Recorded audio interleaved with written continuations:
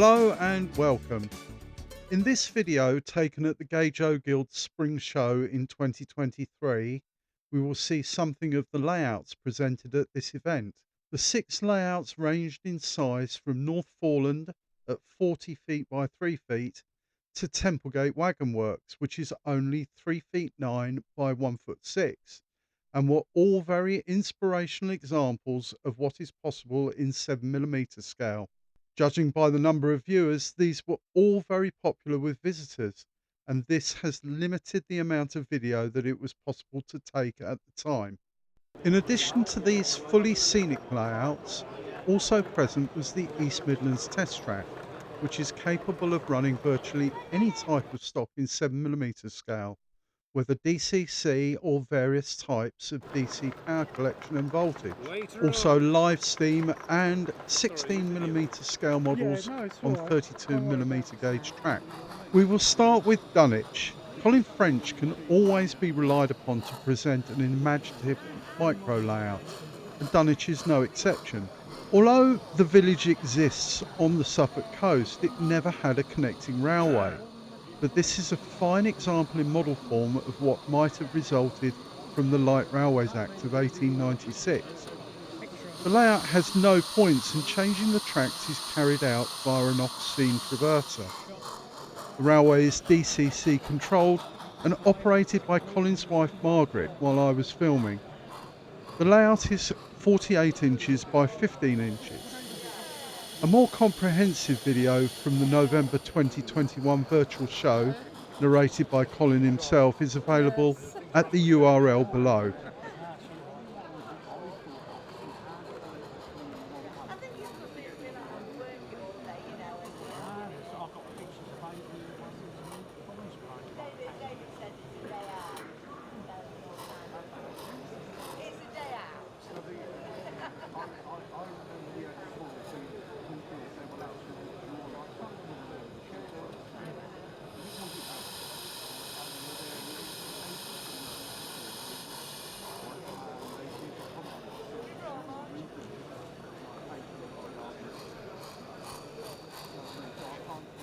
We will now move on to Denton Sidings.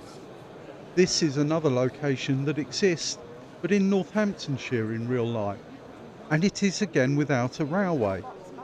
John Booth was inspired to build this railway based on a former Great Central Railway branch near Nottingham, based in the early 1960s. There is a factory that produces a steady flow of unidentified goods, and rolling stock is either BR Midland or BR Eastern, as can be seen from the Ginty and the N5 locomotives. The layout is 11 feet by 2 feet I need to go overall and check, and see is what's. also DCC controlled. Yeah.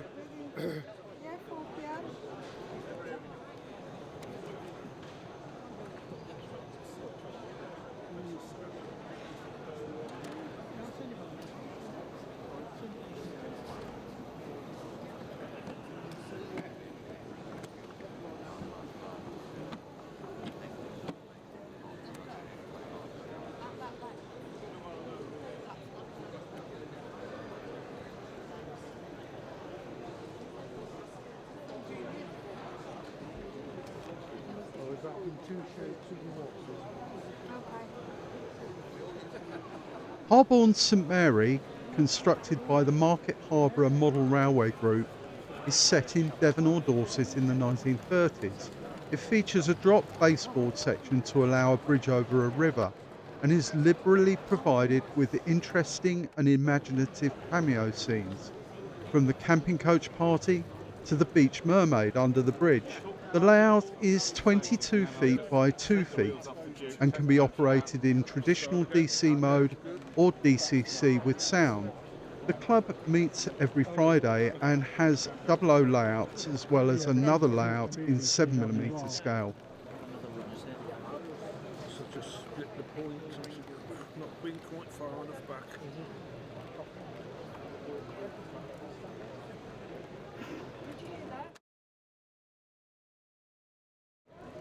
I'm trying to.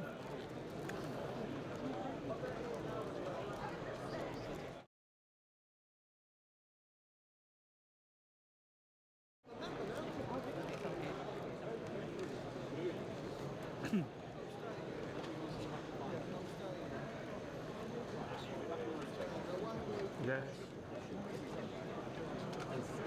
Sorry.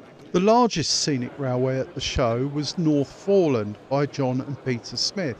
The location is completely fictitious, but it takes its inspiration from South Eastern Railway, South Eastern Chatham Railway, and Southern Railway structures, operations, and stock just prior to nationalisation.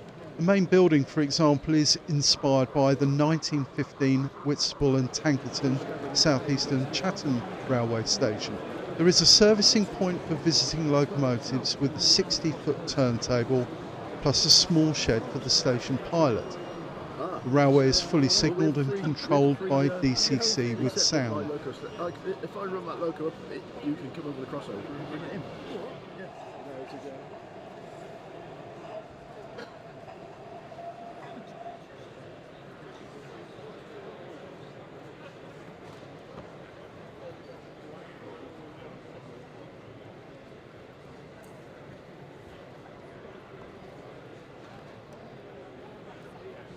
Sorry? Oh yeah.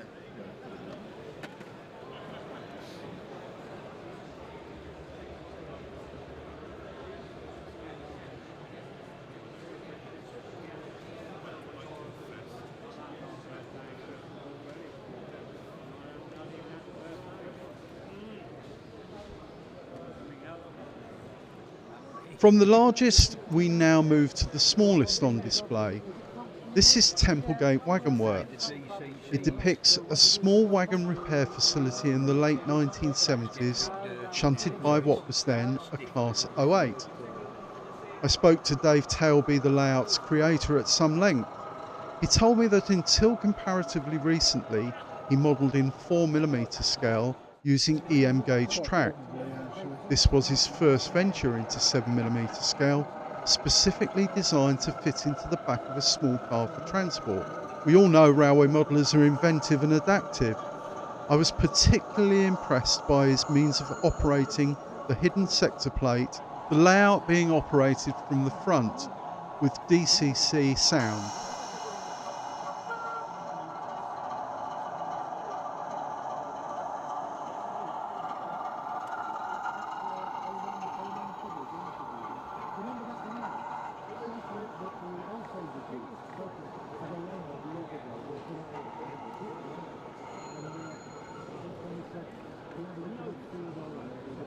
We now come to David Baton's railway, which is a model of Kettering.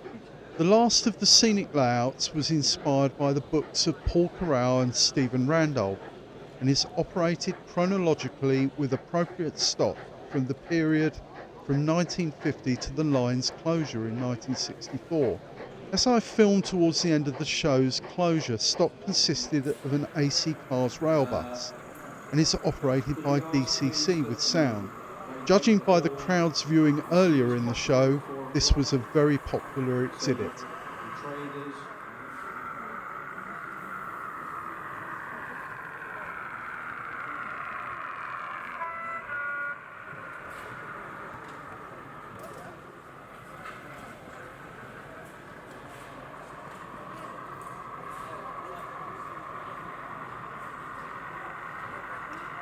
And our final views are of a couple of trains running around the test track.